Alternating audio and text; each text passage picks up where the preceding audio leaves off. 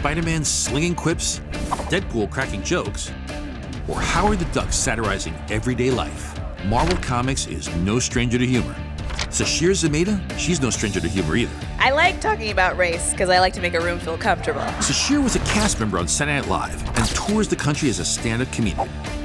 The thing I love about her comedy is she doesn't just tell jokes, she tells stories. I go through security, even if nothing goes off, they'll just pull me aside. It happens to all black women because our hair is big and people are like, I don't know. I don't know what's in that. Tonight, I'm gonna catch her set. I might even try my hand at a few jokes. You know him, you love him, from Marvel, Joe Quesada! I'm Joe Quesada. I tell stories for a living. Welcome to Marvel Storyboards.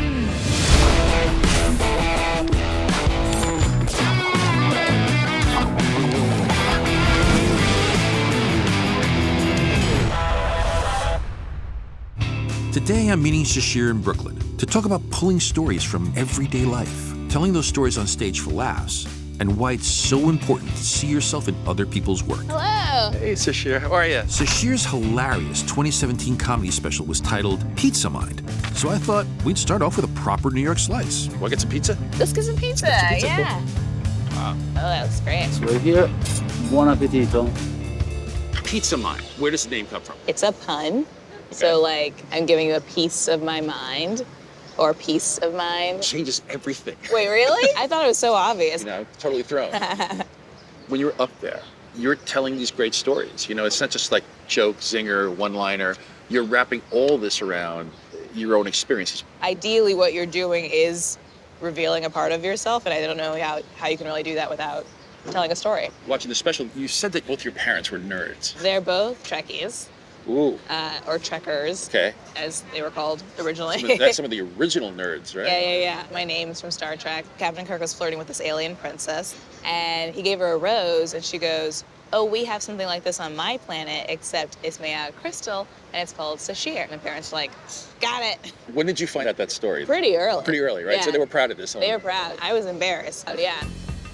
Do you have a favorite superhero? I love Spider-Man. Spider-Man. Yeah, my dad was really into comics. He would go every week and take me with him. I really like the idea that anyone can be kind of thrust into greatness. He represents the people, like the average person. Like, this can happen to anybody kind of vibe. He was truly just a kid who was just trying to be a good kid.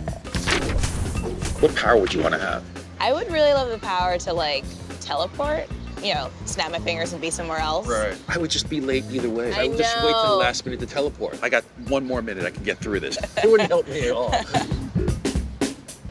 So you're on Samantha Bee Full Frontal. There's a bit about Afrofuturism. Yeah. Which is brilliant. I'm very into Afrofuturism. I have a joke in Pizza Mind, actually, where I'm like... What you do about the Jetsons? Yeah. Oh, my God. It's so important that we see ourselves in the future. I remember watching the Jetsons and being like, what happened to us?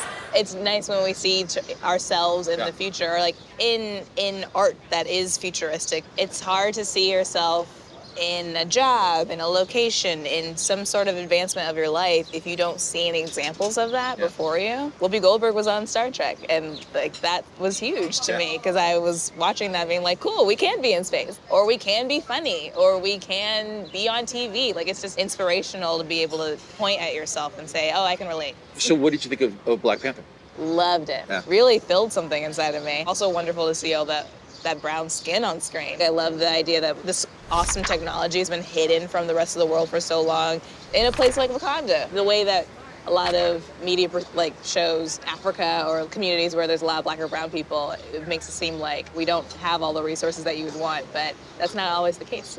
I would love to eat pizza with you all afternoon long, but you have a show to do tonight, I right? do, yes. And so you're coming. I'm coming to your show, and I'm going to heckle you. No, you will not. It's a little heckle. No, I will have you kicked out if you do that. How do you deal with hecklers? What do you do? I actually kind of turn into a mom where I'm just like, do you want to have fun? Do you realize that you're ruining everyone else's experience? I kind of shame them, and it works. Great, well, let's go. All right, let's do it.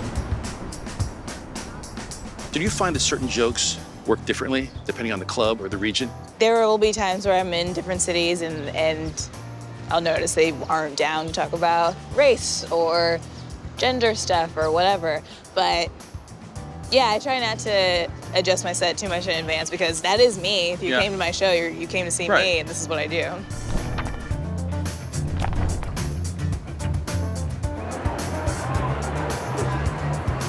So thrilled for this next lady. Please put your hands together for Sasheer Zamata! Hello, everyone. Weird to be back in New York. I'm just here for a couple days, and I'm like passing through my old neighborhoods in Brooklyn, and I'm like, so much has changed. Like I feel like one of those like crotchety old New Yorkers are like, back in my day, that Apple store used to be an artisanal mustard shop. I was in therapy years ago, but I stopped seeing my therapist because we got in a fight. I think I got confused. She was just this older woman who was yelling at me, and I was like, Mommy? I went to a restaurant recently. I asked the waitress if they had any pineapple there, and the waitress goes, we have real apple.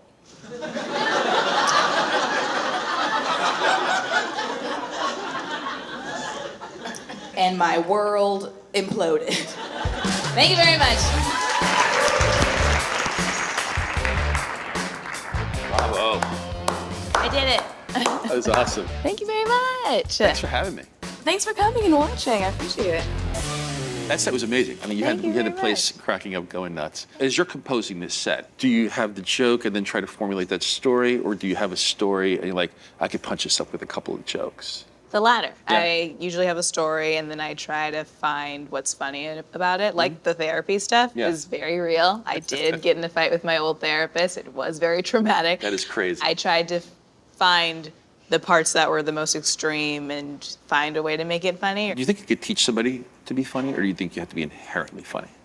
You know, I think anyone can be funny. You just have to like break down a bunch of walls. So you think I could be funny? I think so. You think so? I think we can try. Really? Okay. Oh, let me know what you think. Great. Okay, all right, here we go. Okay, wait. Let's do this right. Okay. I'll introduce him. You know him. You love him. Joe Quesada! Okay. Thank you. Woo! Thank you. Love you. Thank you.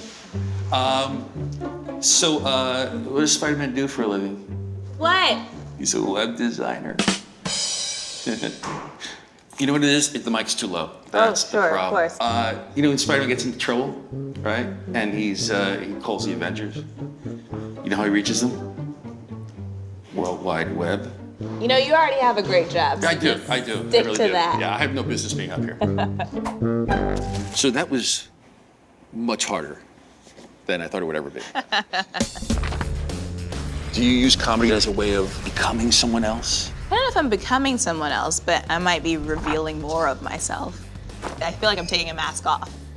Do you collaborate a lot? I do, yeah. I mean, with stand-up, it's kind of like I'll just say ideas that I'm working on to other friends, and then they'll pitch on it, or just be like, oh yeah, it's a funny idea. What if it went this way? Not dissimilar to what we do at Marvel as well. We're constantly collaborating on these stories. When people do come up with ideas at Marvel, is it like, I have a fully fleshed character and story, or do they come in and they're like, I have a character, I don't know where they live or what their world is, and like other people pile on? 3 to 4 times a year, we have a huge writers' conference where all our top writers come in and they pitch their sort of germ of an idea, and then everybody just sort of jumps in and starts, how about this, how about that, how about this, and they form that bigger idea.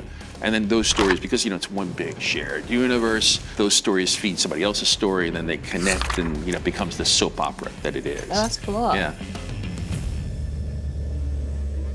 What advice would you give to young comedians? Know that you're gonna fail for a while. You just gotta like write a lot and go up on stage a lot. It's a lot of rejection, but then eventually it starts changing and you start writing things you feel more comfortable with and connecting to the audience in a new way. And there's no like fast track to that. You tell stories on stage. What is the ultimate story that you want people to walk away with about yourself? I think the theme of my comedy is truth. I really value it. Everything I do comes from a place of honesty, so I hope that people are receiving that. Thank you so much for having me at your show, for being our guest, and for making me feel terrible about my comedy. My comedy. You'll get there. My comedy stylings, right? Sasheer taught me that whether it's stand-up comics or comic books, the best material makes the best stories. And the best material comes from everyday life.